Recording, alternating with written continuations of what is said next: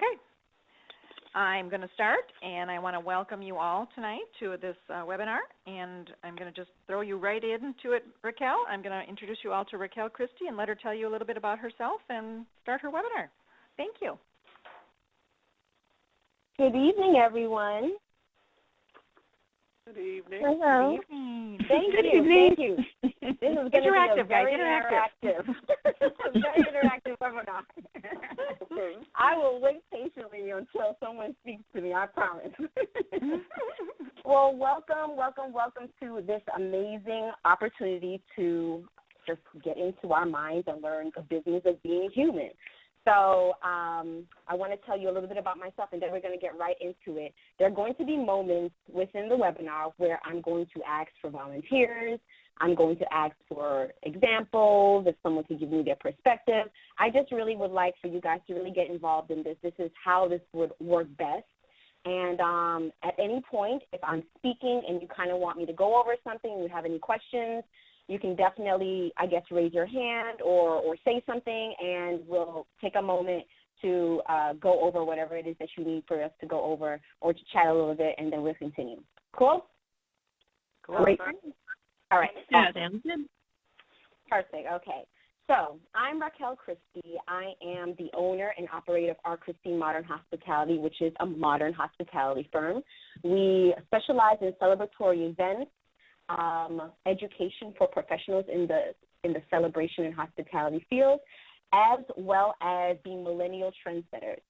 I come from New York, and I live everywhere. Sometimes I joke and say I don't know where I live, because sometimes I'm in D.C., sometimes I'm in Atlanta, sometimes I'm in New York. So I'm not really sure where I live today. Today I'm in Atlanta, so I live in Atlanta today.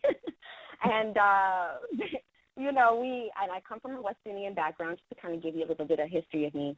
I went to Howard University, and I studied hospitality. Yeah, HU. So I studied hospitality management when I went there, but I initially went into Howard thinking I was going to be a lawyer. Well, that's what my entire family, including myself, thought. And then things changed. It changed really when I was 16 years old, and as I mentioned, I'm West Indian, and my mother.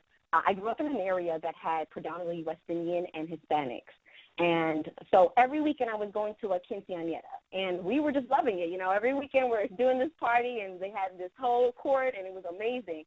And I went to my Jamaican mother and said, Mom, I want a sweet 16. And she was like, okay. So her idea was a barbecue and, you know, putting some jerk and make some cargo. And no, I was like, no, I want the quinceañera. I want a court, and I want a ball gown, and I want 16 candles, and I want all of that. So together we had to figure out how to do this thing. And she threw me the most amazing Sweet 16 party, which I still speak to this day because it was so awesome to me. But what that did was it welcomed me to the world of celebration, and it really took a turn on my life because, as I mentioned, I was going to be doing law up until then. So I went to college, and I had this idea of being this catering company owner because I thought at the time, being naive, I thought I wanted to open a catering company because that's why my Sweet 16 was great.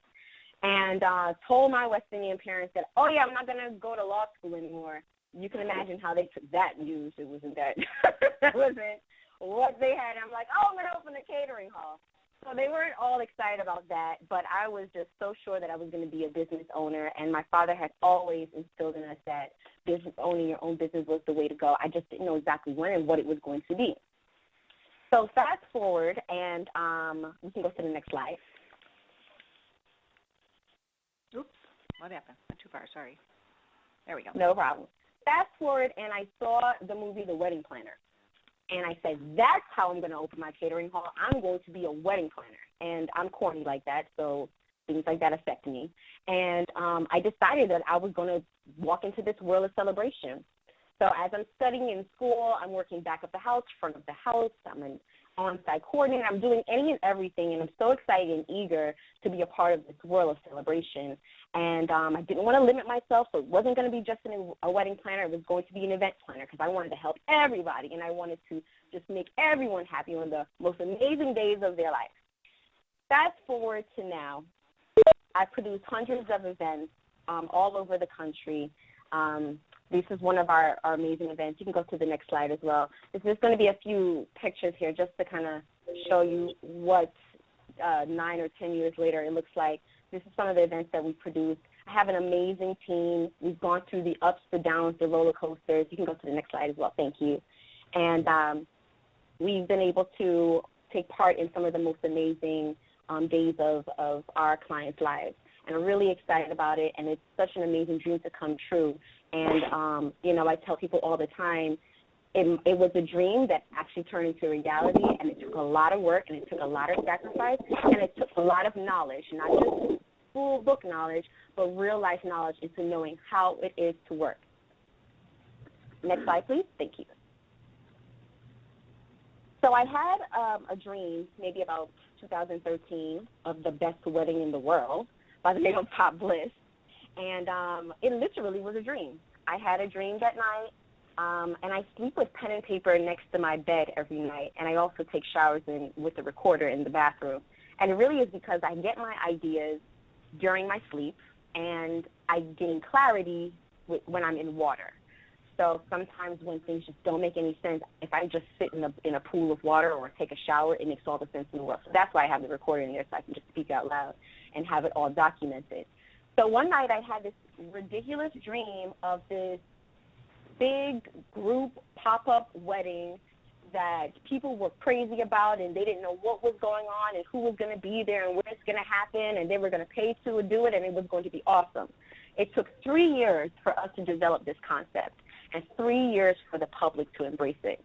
And now we have created Pop Bliss, which is the best wedding in the world. So when you have a second, please go check that out. Next slide, please. We've gotten a lot of notoriety, a lot of public embracement. We've been featured in all of the publications as well as in a couple of others. We've also been pursued for television by 3 different networks, and we are preparing to produce the next Pop Bliss celebration in Las Vegas this October. So we're really, really excited about that, and it really has been a roller coaster for us, but it's such an exciting ride. Next slide, please. And now I'm in a place where I can share all that I've learned, all that I know with my industry, hoping to embrace and uplift those who are in the business of people, because that truly is what we are. Please, next slide. But it wasn't always like that. This is me in 2013, 2 computers, 1 iPad, a glass of Coca-Cola because I was very much addicted to that. Headphones, no breakfast because I didn't know what breakfast was, just didn't eat it. Had 1 meal a day. A handful of ideas, stressed, underappreciated, and I was so tired. I was 4 years in my business, and I was honestly questioning if I wanted to continue. I no longer was being fulfilled the way that I once was being fulfilled, and I wanted to figure out what exactly was missing for me. Next slide, please. This is me, 2016, dancing at one of our weddings, excited, happy, dreams coming true, full of life. 7 years into our business, and I was very clear about my purpose and my vision. Next slide. So what is the difference? The difference between 2013 and 2016 was the fact that I made a choice. I always knew what it is that I wanted to do. I had a vision in mind, and at one point, I was losing that vision. I was just doing whatever it took to just get by. And at a different point, I made a decision. I made sacrifices. I knew exactly what I needed to do. And the biggest difference is I made a choice of what I wanted my reality to be. I knew where I was and what I needed to change in order for me to get where I need to be. Next slide. So what is reality anyway? Next slide. So let us examine what reality really means. This is when I would like a volunteer. I would like someone to read the definition of reality. I feel that once you hear it from your own voice, it will instill in you more than it will if I were to read it. So any volunteers? I'll read it. This is Andrea. The Great. world or the state of things as they actually exist, as opposed to an idealistic or national idea of them. Definition of reality. Keep Thank going. you so much. Oh, okay. I'll take over and then I'll throw it back your way. Okay. So the word reality truly means. So, hello? Did I lose anyone? We're still here. Oh, okay, gotcha. It was very silent. So really the word reality truly means the acceptance of your existence of what you choose to have within it. So this also really means reality is relative. Okay? Everyone can agree with that? Mm-hmm. Yeah. Okay. So if it's relative, then everyone's reality is different, which also means that it's not real at all. It's all perception. So truly, your reality and everyone on this call's reality is something totally different. We might all be on this call together. We're going through the same slides. I'm speaking the same language. We're reading the same stuff, but our perception of what is happening is all very different. Therefore, we can design and format our own perception of our reality. We are in control of our reality. So make it a good one. Choose to make your reality the best it can be. Everywhere, everyone, everything in your world can change by a simple change in your perception, which directly influences your reality. Can we all agree with that? Yes. Yeah. Okay. Yeah. If you want it to change, you must choose for it to change and then commit to it, which is the hard part. Committing to change, committing to being uncomfortable, committing to things not looking the way that you want it to look, committing to the process, okay? First step in doing so is to first confront yourself and understand what your reality currently is. Then identify what you would like for it to be. After that, we can design and roadmap to achieving all. Is there anybody on this call who is in one place in their life and would like to be in a whole different place? Oh, this is Andrew again. I don't want to take over the call, but you asked for volunteers. So in my world, I am going to be an awesome event planner, and I work as a corporate concierge, hence the reason why I reached out to you for some knowledge. So I am in the process of making my reality become my passion and my dream job. Absolutely. Does that make sense? Awesome. It makes total sense to me. Total sense to me. Anyone else? This is Kimberly, and I don't think something just totally different, but certainly just really grasping and continuing to grow and to offer other services and other dynamics. So change to become better. Okay. What does better mean to you, Kimberly? It means, just being the above what is normal, what other people can give, to giving it my best, exceeding expectations of my clients. Okay. Awesome. Anyone else? Hi, this is Monet Williams. Hi, Monet.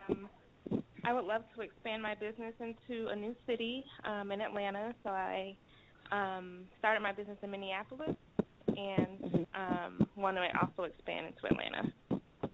Okay, what is your business? I have a concierge business, and so I primarily focus on private clients and also would like to do high-end apartment buildings and condominiums. Okay. Okay, perfect. Is there anyone on this call who does not work directly with people? So all of us work directly with people. Is there anyone on this call who does not have their income has a direct connection to how people react to your service or business? Okay. So clearly we are all in the business of people, regardless of what our service is, correct? Right. Yeah. All right. So let's go to the next slide. The man who says he can and the man who says he can't are both correct. That's from Confucius. And what that means is it's your reality. So it's your world. Next slide. Okay, another volunteer. I'd like to go through what we now know before we move forward. Can someone read this for me?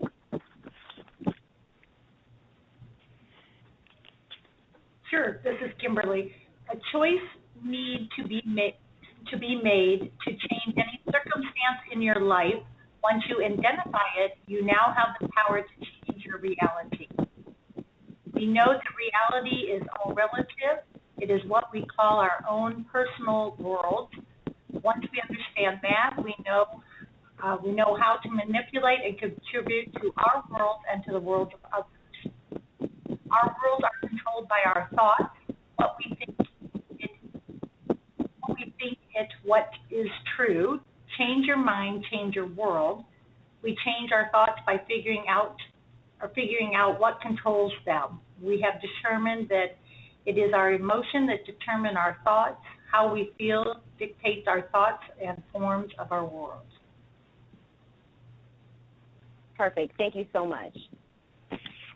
So now that we know that our thoughts control our world, and it's all perception, and if we are in the business of people and our income, which in some cases affect our happiness or our ability to provide or whatever your reason why you are in business to make money, and we are in the business of people, now that we know that and we understand that not just us but our clients are all affected by how they feel, which turns into their personal world, then that means that we now need to, as it states here, we need to know how to dictate the thoughts.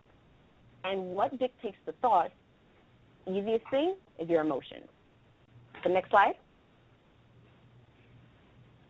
How do we dictate our emotions? Here's your roadmap right here, the 5 senses.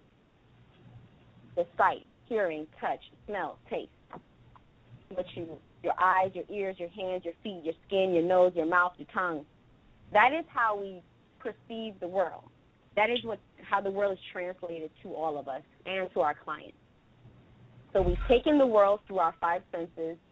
It affects our emotions, which affects our minds, which affects our world. Next slide. So anybody ever heard left brain, right brain? Yes. Yes. Okay. Has anyone done any additional research behind that? No, I haven't. No. Okay, let's get into it a little bit. Next slide. So your left brain is called cognitive, and your right brain is affective. You can kind of see the difference here. Just take a look at the slide and absorb the information here. Your left brain is very logical. It needs to be tangible, knowledgeable. It needs to, 1 and 1 has to equal 2. Has to make sense on paper. Your right brain is all about how it feels, what it looks like, how it tastes like, how it affects me, the meaning behind it. It's kind of like when people say like artists or right brain. This is why they say that. A lot of car dealerships, for instance, they focus mostly on left brain. They want to tell you like the mechanics of the car. They want to explain like, how the engine works. They want to explain like, all of the, details of why someone should buy that car. And then something like a vacation, they're selling you all right brain, how it looks, how it feels. Oh, you're going to leave all your inhibitions behind you and look at this amazing pina colada. You can only get it here in Barbados. They kind of see to it. All of us have left brain, right brain, a little bit more left brain than we are right brain. Most people who work directly with people in the hospitality industry, however, are a little bit more right brain. And a lot of times when our clients approach us, they're coming from a right brain perspective, an effective perspective. Next slide, please. So this is your turn. I need you guys to write down a list of what your customer has complained about, any customer at any point. It could be just 2 things, 3 things. Just take a quick moment. Tell me what your customer has complained about within your business or your service. What have they said? And then we're going to determine if it was cognitive or effective, their complaint. I'll give you like a minute or 2.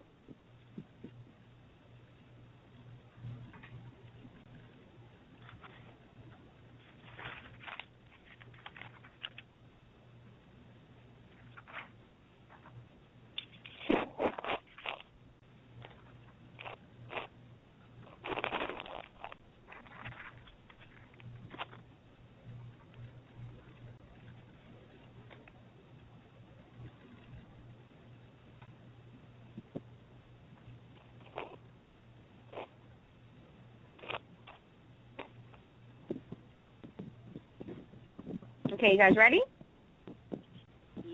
Let's have a volunteer.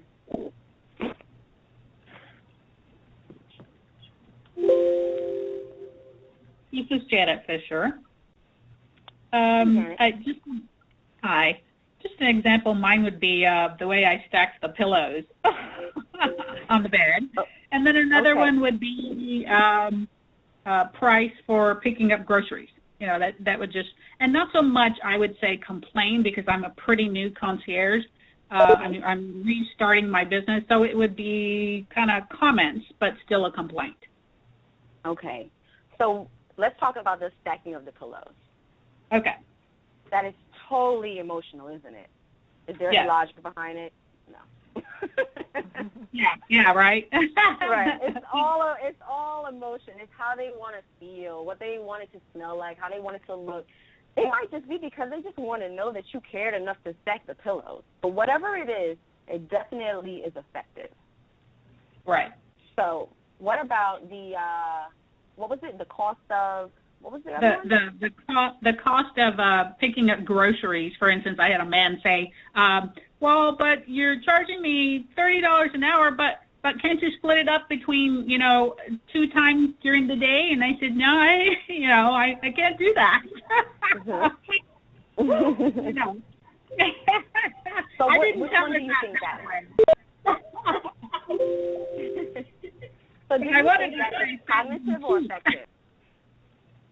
I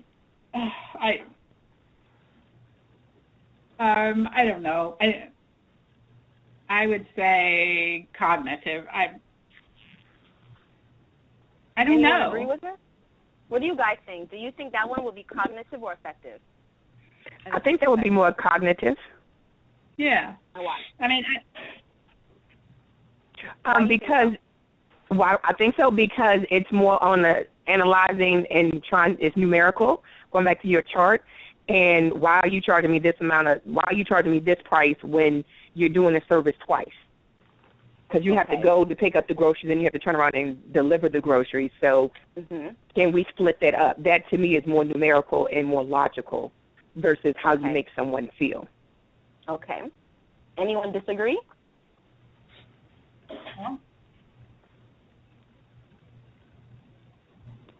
So everyone agrees that it's cognitive.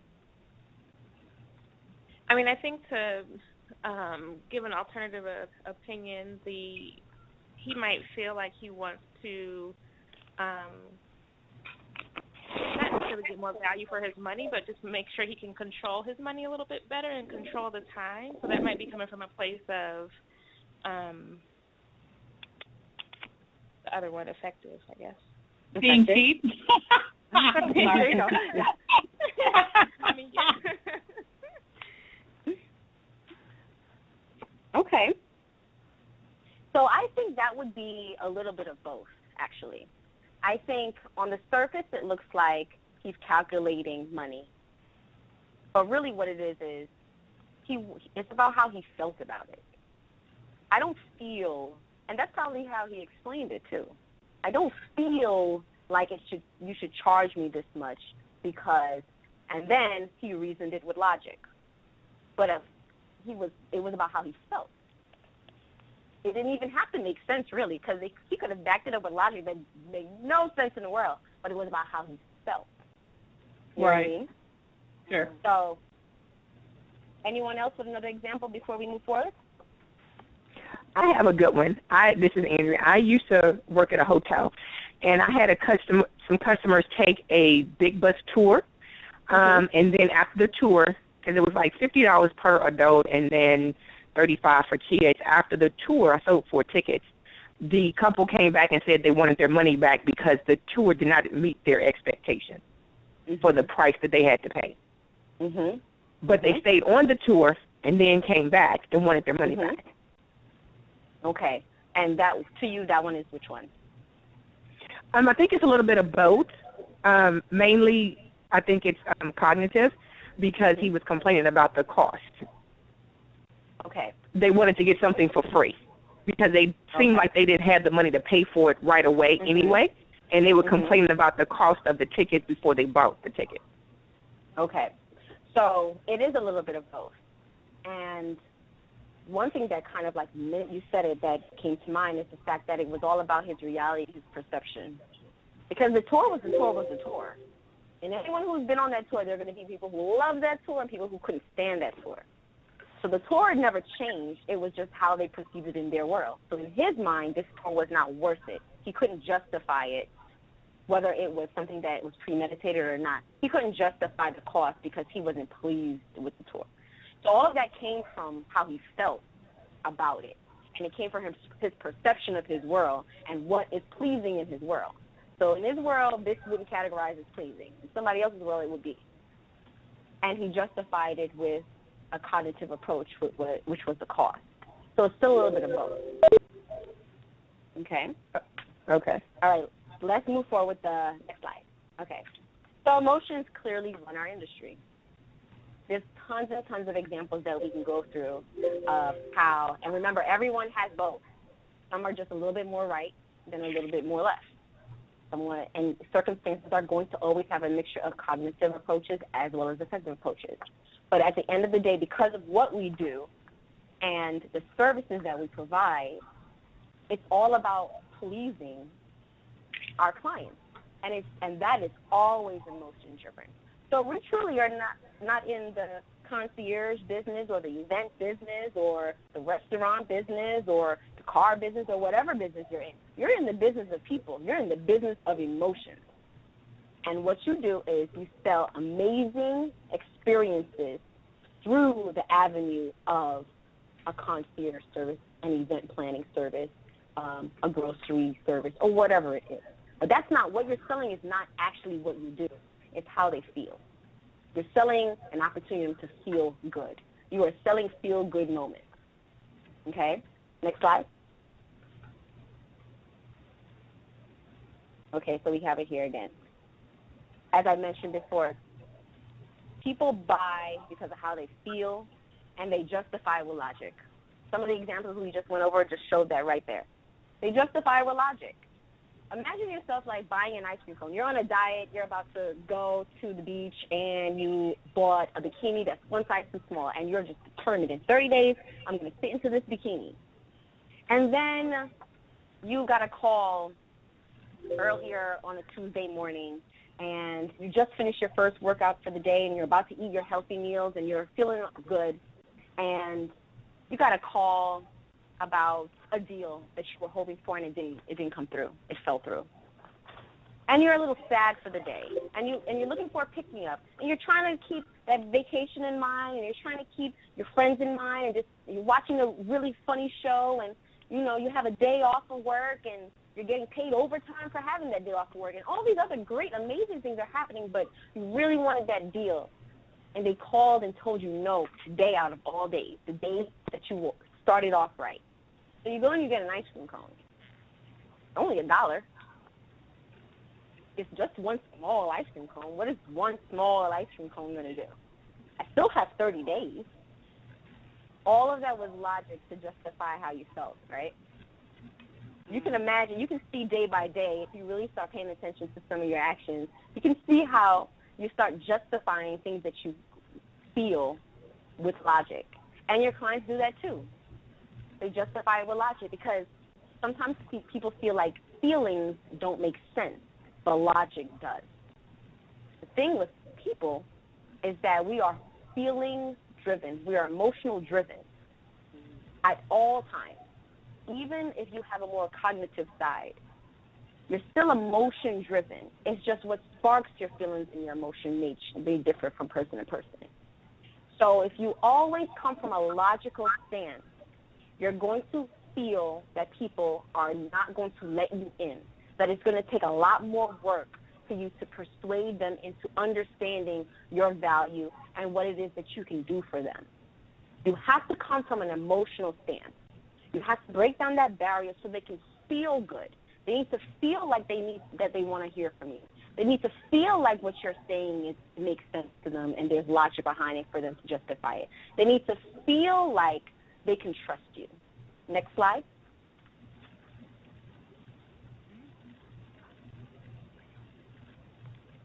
And they're scared. A lot of times people come from a place of fear. They know what they want, and then they get scared. I know we've all had clients that have called us, and we have this great conversation, and it sounds like going to move forward, and it sounds like we're going to be, it's on the up and up. And then all of a sudden you get that email and they change their mind. All of a sudden you get the phone call and they have more and more questions because they just spoke to their mother-in-law and their mother-in-law scared them. Or all of a sudden they feel like it's just too easy. This can't be that simple. Something must be going wrong. They get scared. They get scared because they don't trust themselves. People there's a fear of rejection, there's a fear of sacrifice, and there's a fear of there being a mistake in their judgment. They don't trust their own feelings because we've learned that feelings aren't justifiable, logic is. So if that's already in your mind and they're going off of a feeling, they don't trust it. It's your job to get them to trust you. It's your job to get them to trust themselves. And a lot of times that means that it is public acknowledgement and public justification why they'll trust it. That's why we believe in testimonials. That's why I showed you the slide earlier with all of our articles and all the places that we've been published. If I didn't show you that you never heard of Populous, you never saw a picture and you just heard of Raquel Christie, there's nothing to really trust. But I started with telling you all about myself and my humble beginnings and how hard it was for me to get where I got. And then I showed you some pretty pictures about things that we've done. And then I showed you how I created this amazing celebration. And then I showed you everyone who said it was great. So now that everyone said it's great, it has to be great, right? So they don't, and the reason is because people don't trust themselves. Next slide.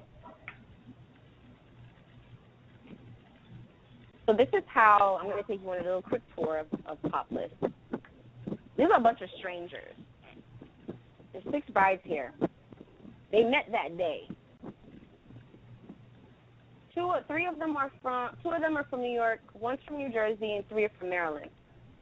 This happened in New York City. They paid us money to do this, and they had absolutely no control over anything. They didn't know We where can't see this. Excuse me, Chris. We can't see the slide. It just says, but first they are scared. We don't see the next slide. I'm on the next slide. I see I it. see it. I see I it. can see it. My computer's not seeing it. What's the problem? Sorry, guys. Wait a minute. That's excellent. Picture of a bunch of women in wedding dresses. Right. I still have the one that says, but they are scared. Okay, continue. Okay. So, as I was saying, they had absolutely no control. This is your wedding day. Some of you guys are married, I'm sure. Some of you guys may be getting married. Some of you guys might be divorced. Who knows? But regardless of where you are in your marital status, you know how important a woman's wedding day is to her. And these ladies threw it all out the window and let us take control over everything. I'm talking about the only thing they had to do was show up. And they got to choose what they wanted to wear. That's it. They didn't get to choose another thing. They didn't get to choose what was on the menu. They didn't choose a photographer. They didn't choose the cake. They didn't choose the venue. They didn't choose the transportation. They didn't choose the city. They chose nothing. And they did it with a bunch of strangers in a group celebration. You see all these hurdles that you kind of have to get over? It's kind of like, it sounds cool. It sounds amazing because it is. But imagine being one of these ladies.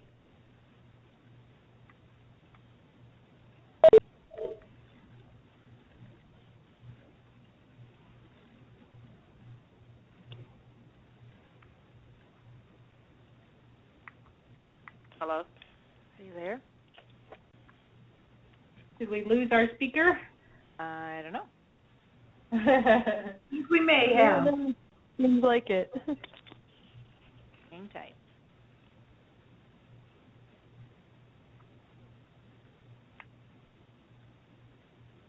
That's because she's already moved to another state. Probably.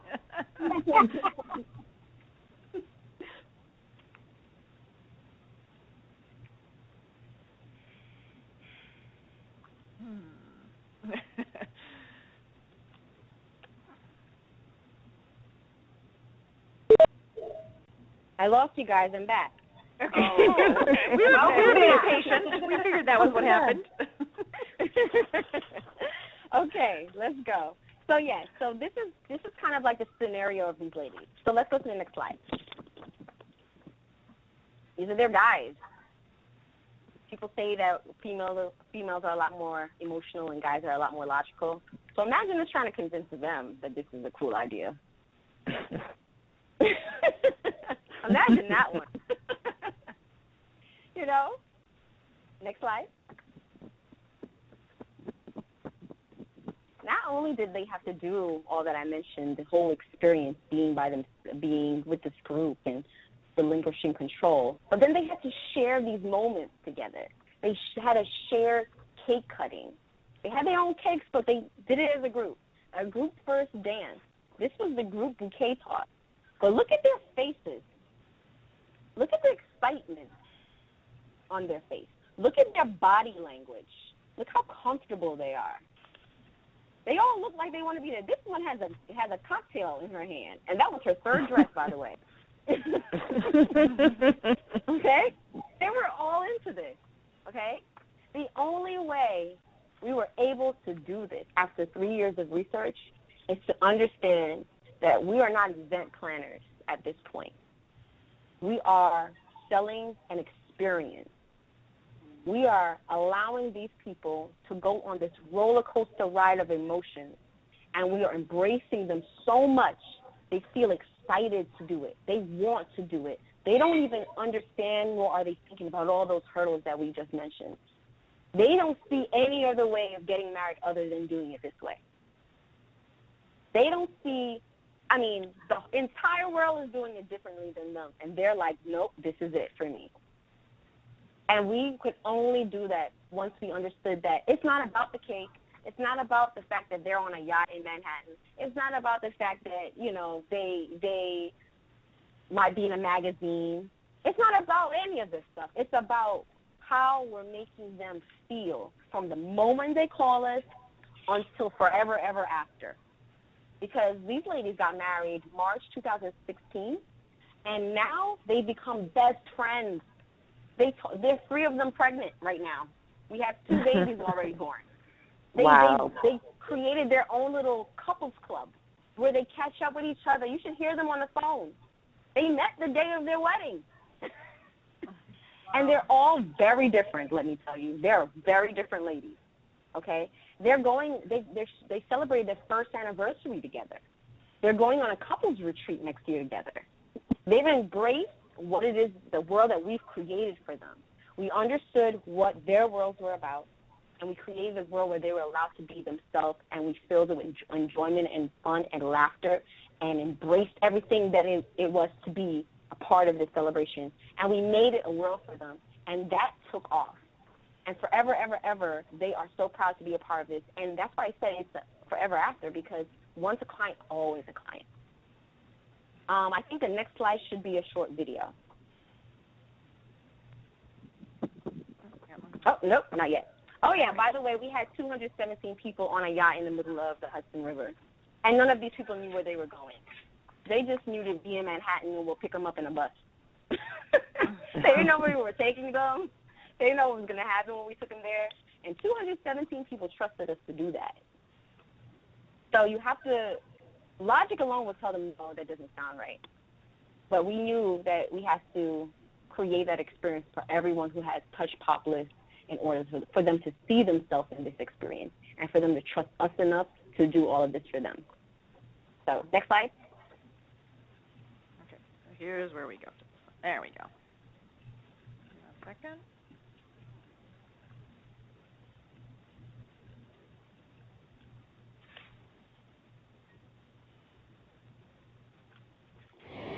It's Wednesday. We're on our way. NYC bound, Popless, NY 2016. Here we come.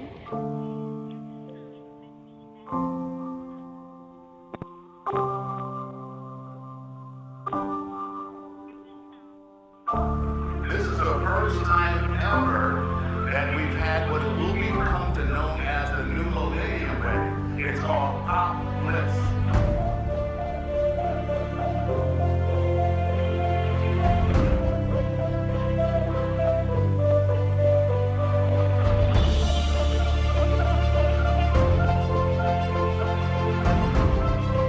Each of these couples have come to this marriage altar, inscribed with eternal vows of love, to make a pledge to each other, unparalleled in grace and courage, full of faith and trust.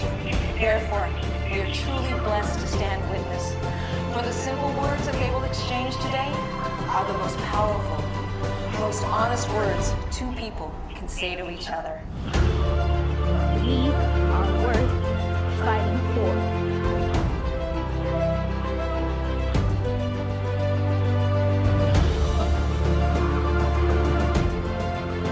I promise to always be there for you, to put us and our family first.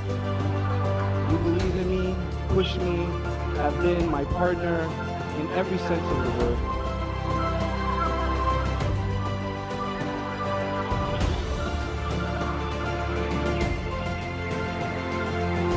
On this blessed day and all the days to come, I am yours and you are mine.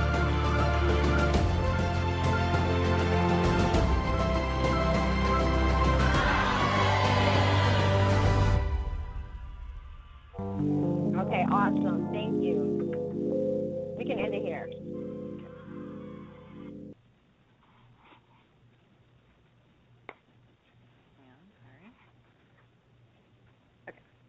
Okay, perfect.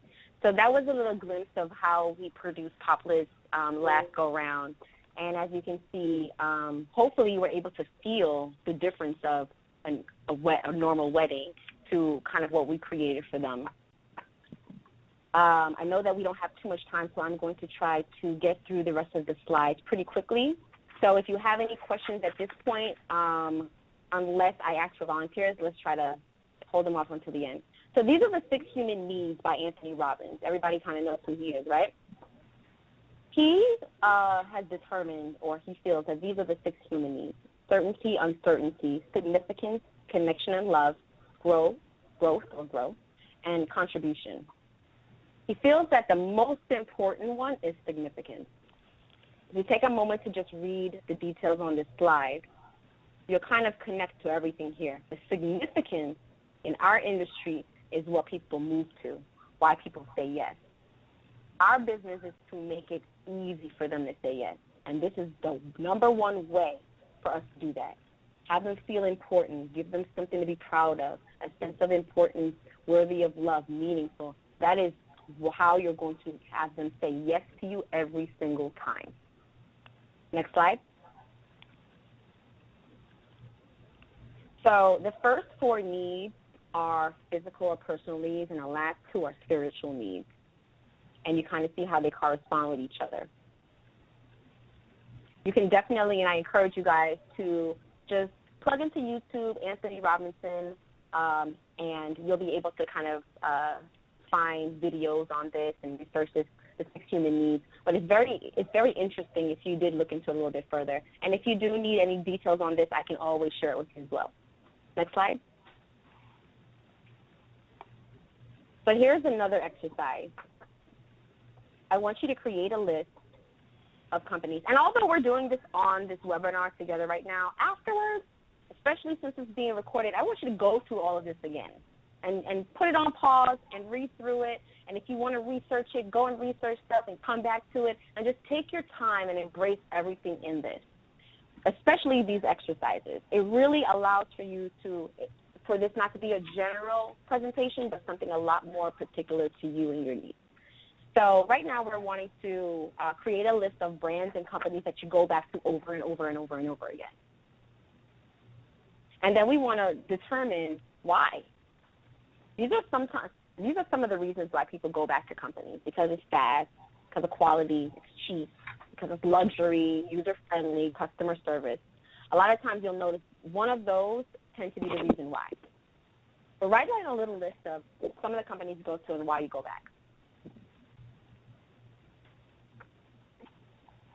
Can I get 2 people to tell me a company that they go back to all the time and why? Hi, this is Adrian. And one of my companies is Lands End. Okay. Their goods are effective, reliable, high, and great quality. Okay. Great quality. What do you think is the major reason? Do you think it's really because they're reliable? Do you think it's great quality? What is kind of like the determining factor for you? It's the great quality. I mean, Quality. It's the great quality. Year after year, I know that I can get some of my favorite sweaters, some of my favorite dresses, and I know that next year I won't have any problem wearing them. Okay. Anyone else? This is Andrea. One of my favorite companies is MAC because I'm a makeup junkie, and I like the fact that they have quality products, and they're always innovative with what they come out with, their ad campaigns. They can repackage the same color 15 different ways, and I'll buy 15 different shades of pink because it came from MAC. Okay. All right, awesome. So with both of those examples, it seemed like the customer experience, not the customer service, but the experience was to your liking. You like the packaging, you like the marketing, it resonates to you emotionally, and then also you like the fact that your sweaters are always available, it always comes on time, you can wear them year after year, the quality is great. So the experience is really what you really loved about it seems like. Next slide. So that brings me to customer service versus customer experience. Customer experience is AKA hospitality. We're in the hospitality business.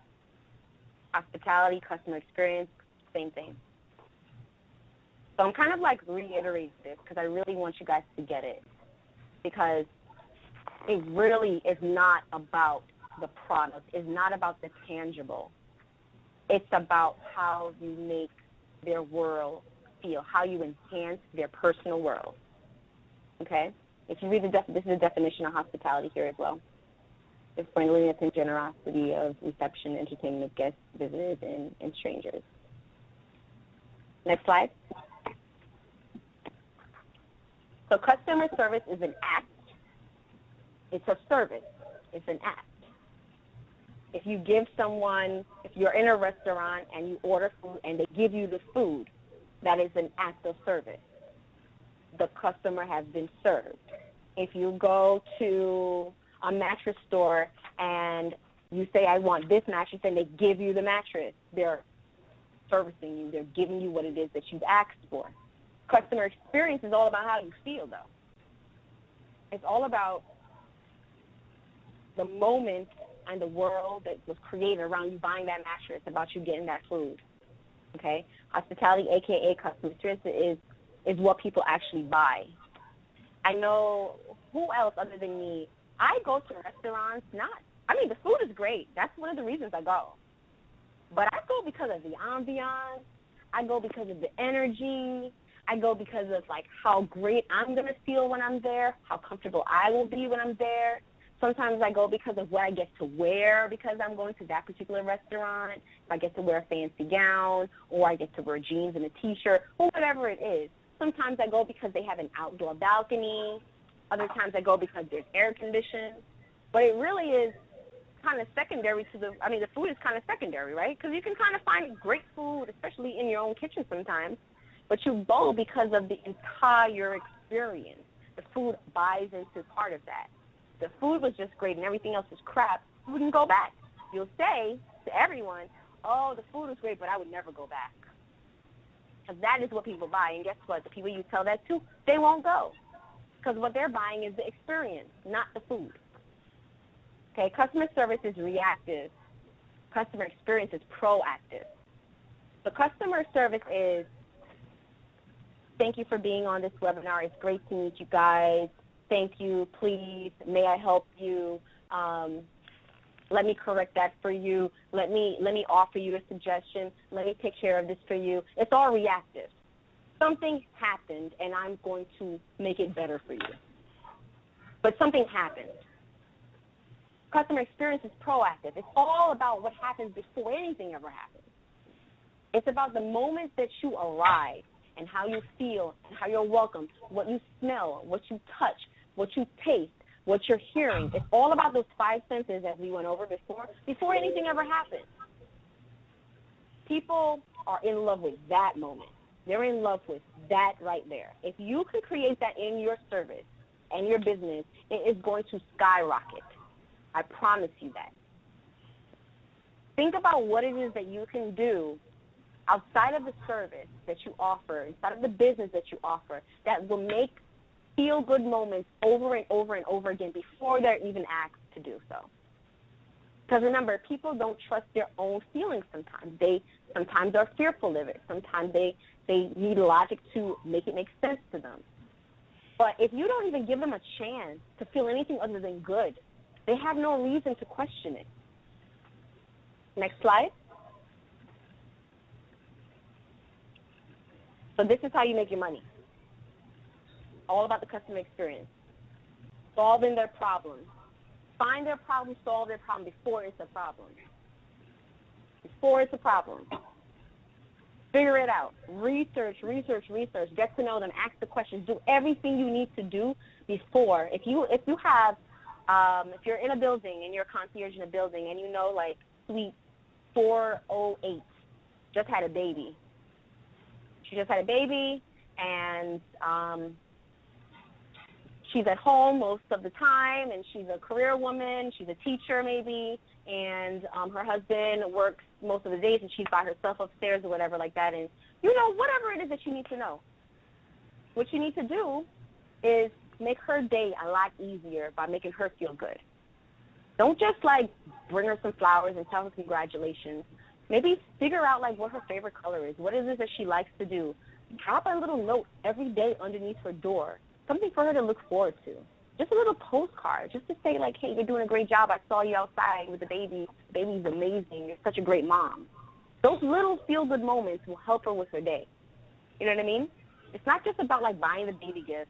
Not about just, telling her hello every time you see her and having a smile. It's about what is it that you're going to do to enhance her world and all the little things that you can do before ever asked to enhance her world. Solve her problem before it is a problem. Next slide. So let's go back to what we know. Next slide. Okay. So cognitive trust and effective trust. This slide I want you guys to go over in great detail when you have the recording up. And I want for you to take each one of these bullet points and really, really determine, kind of create an example of a customer. Take a customer that you have, whether it's a past or present customer, and really examine what side of them, based on your experience with them, has been cognitive trust versus effective trust. And what is it that you need to do to enhance both sides and which side they lean more towards. Cognitive trust is knowledge-based and knowledge-driven, as you know, and effective is emotional-driven. Next slide.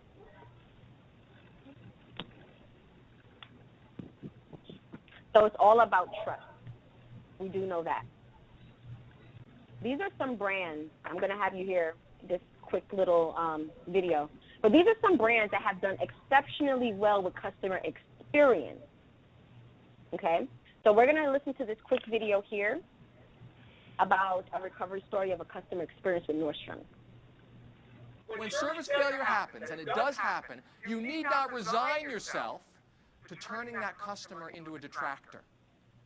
Because if you overcorrect on the recovery, you know what you're essentially doing? You're creating another peak. And if it's a really tall peak, it far eclipses the negativity of the failure itself, and it becomes something positive that people remember. I want to tell you a story that illustrates this concept. It is the best service recovery story you will ever hear. Do I have your attention? And I know it's a true story because it happened to me. It is a personal story. So here's the scoop. My wife and I were staying at a Ritz-Carlton in Florida We were there because at the time I was working for a large financial services company, and they had their big annual shindig for their top salespeople. You know, and you know these things. These are, you know, big to-dos. They bring in the CEO, they bring in the board of directors. I mean, you got all the bigwigs there. It's a big deal for these folks. And part of the event, on one night, they have a formal black tie dinner. Now, for guys, it's easy. You know, you just rent the tux. Or if you own one, you just take it out of your closet. But for women, it's a bit more difficult because they need to find the right dress, the right formal evening gown. So for several weeks before we left, before the trip, my wife searched high and low for the perfect evening gown. She finally found it. She found something she was happy with. She got all the accessories. She got shoes. She got some jewelry to go with it. She was all set. She was happy. She was going to look great at that black tie event. So we pack up our bags, and we go down to Florida. We arrive at our hotel at the Ritz-Carlton. We unpack the bags. My wife takes her dress out and discovers that in transit, it got all wrinkled. So she sends it off to the Ritz-Carlton dry cleaning service to be pressed. Well, the next day, the dress comes back, and I kid you not, it's the size of a Barbie doll. They shrunk that baby down somehow. I mean, there's no way that my wife is going to be able to wear that. Now, I am not a woman, but to hear my wife tell it, this is the doomsday scenario. I mean, it does not get worse than this. This is even worse than showing up at the black tie event and finding somebody wearing the exact same dress. I mean, this is the nightmare scenario. Because for weeks she searched for the perfect dress, and now the event, just days away, she has nothing.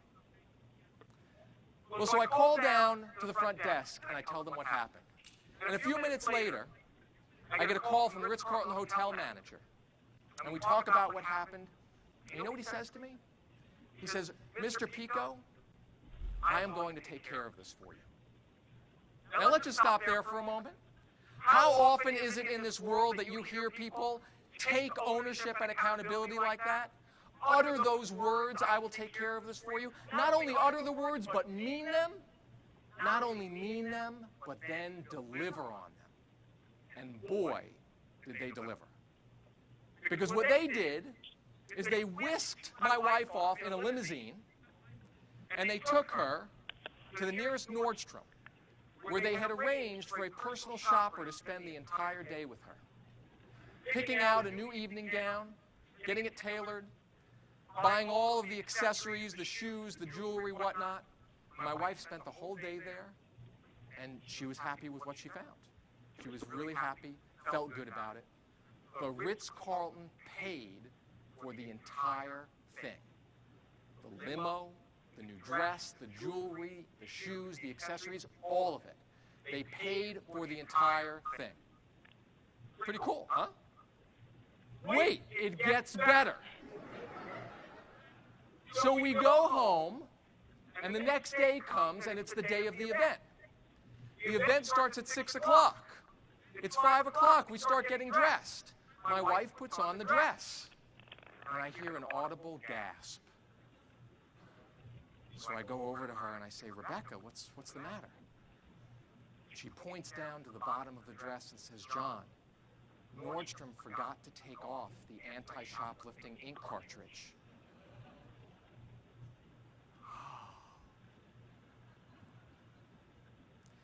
So, quick-thinking husband that I am, I say to her, "Well, you know, Rebecca, don't worry about it. If anybody notices it, just say it's like the latest, latest fashion accessory from the runways of Milan." She didn't buy that, though. She didn't buy that. So, what do? I call the hotel manager. I tell him what happened. And what does he say? "Mr. Pico, I'm going to take care of this for you." 20 minutes later, that Ritz-Carlton hotel manager is up at my front door. He knocks on the door, and I see beside him, he has a Nordstrom employee who he summoned to the hotel with the ink cartridge removal device. The Nordstrom employee kneels down, clips off the ink cartridge from my wife's dress. It's perfect. We've got 20 minutes to spare. Pretty cool, huh? Wait, it gets better. So we go down to the event. and we find what table we're sitting at. And we go and we sit down at our table. And I have my head down because I'm looking at the menu, trying to see what I'm going to order. And I hear clapping. And so I look up, and there at the end of the table, I see the Ritz-Carlton hotel manager and members of his staff clapping, applauding my wife in admiration of how beautiful she looks. I mean, it was like Pretty Woman come to life. Do you remember that scene where Hector Elizondo, he sends Julia Roberts out and to get these new clothes, and she comes back to the hotel lobby, and he's there applauding, standing ovation with his staff? That really happened to me and my wife. That's the end of the story. It doesn't get better than that. But here's what I want you to take away from that story, okay? The Ritz-Carlton, they knew the lifetime value of their customer. They knew the lifetime value of me as an executive that would come and stay at another Ritz-Carlton. They knew the lifetime value of the account, the company I worked with, that could have sent many other conferences to that or other Ritz-Carltons. They knew that lifetime value, and as a result, this was an easy decision for them.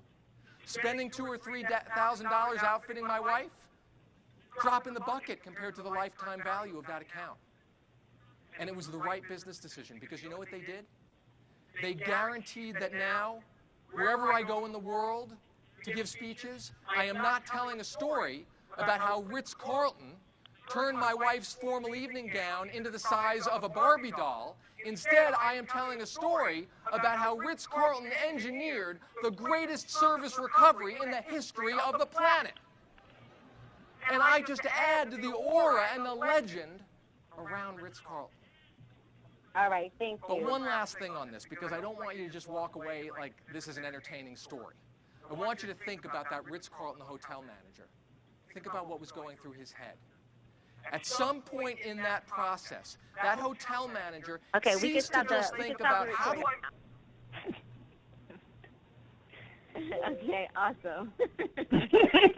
Awesome.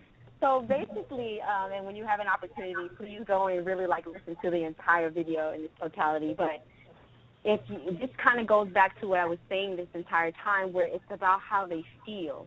You're not expected for it to be perfect. You're not expected to be perfect. You're a person too.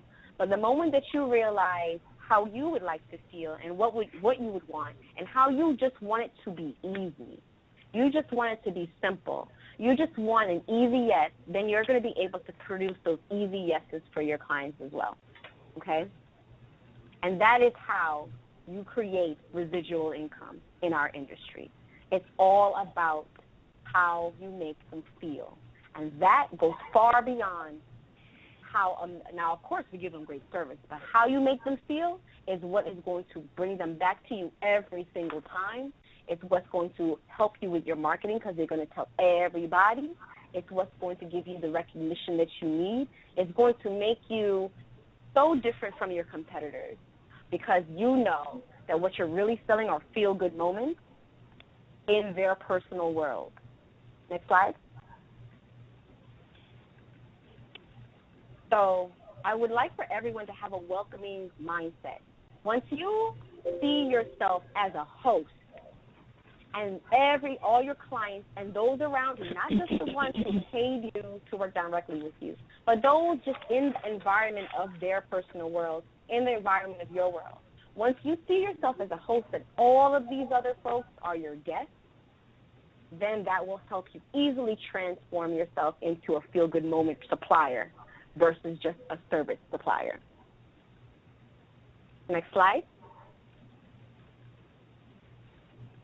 So now that we understand that we're in the business of people, and we know that what is most important is for us to elevate their world, I would like for each of you to determine within your own service and your own business, how can you elevate that? How can you elevate their world? How can you elevate the human experience for everyone that you touch? Those who paid you, those who have not, you never know where it comes from. And especially in our industry, it's all about sharing in abundance. So as many people as you can touch with the personality, with these great experiences, it's all going to come back to you tenfold. So really think about what is it that you can do, that you can enhance what you can change to elevate that human experience and flush it with feel-good moments on a daily basis for yourself as well as your team and your clients and the people around you. Next slide. So that's the end of my presentation. Thank you so much. I hope that this was informative to you guys. I know that you probably go through customer service, workshops and that kind of thing all the time, but this one was very different. This one is all about the experience and the feel-good moment. So thank you so much for taking the time to listen to me. I do have a worksheet available that will kind of give you a jump start to these feel-good moments. If you're interested in receiving that, just send me an email. My contact is right here. And please, feel free to touch base with me, keep in touch with me. I'm all over social media. I'm available by email, and I'd love to hear from you guys and assist in however I can. Anybody have any questions before we wrap up here? I have one quick question. How did you do your research to create your business for Feel Good Moments? What did you do for your research? Oh, for me, I just understood the difference between when I showed you that slide, 2013 and 2016. I kept on trying to be the best event planner ever. I tried to do everything amazing to make amazing events. There are tons of amazing events. There are tons of amazing event planners. That's not why a client wants to work with me, though. It's about how I made them feel. So once I understood that the business I'm in the people business, I'm in the feel-good business, then I started trying to figure out what it is that I can do to enhance their world, like I mentioned. So what that starts with is talking to them. It doesn't have to be your client. It doesn't have to be someone who's, for my case, having a wedding right now. It can just be someone, a single lady that I'm having dinner with. It can be a gentleman that's dating someone. It can be my mom. It can be anyone. Just talk to people. Hear what affects them. Listen to the trigger words and the things in their day and the things that will make them easier. And once you're able to hear those, and it takes some practice, but once you're able to kind of hear it, it like rings a bell in your mind, it allows you to then take that information and plug it into your business. But you have to first understand that, that is really the substance of why they're going to work with you. So, and then you can, for some people, they may take video, they may take a information form. There's tons of ways for you to gather that kind of information once you're in tune to it. But the first step is to get in tune with what it is that people are looking for on a daily basis to make them feel good, and then how can you take that information and plug it into your own business. It doesn't even have to be related to your business. It can be the ease of changing a tire on the side of the road, and someone's telling you a story about that and what could have made that better. And you can take that same exact information as research and twist it, turn it, and make it fit into your model of your business. Any other questions?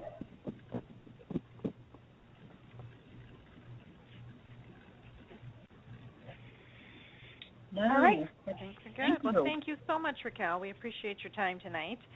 Great presentation. And I thank everybody for being on the call tonight. Thank you. Thank you so much, Have a guys. good night, all. I hope. All right. Take care. Thank you again. Bye-bye. Bye-bye.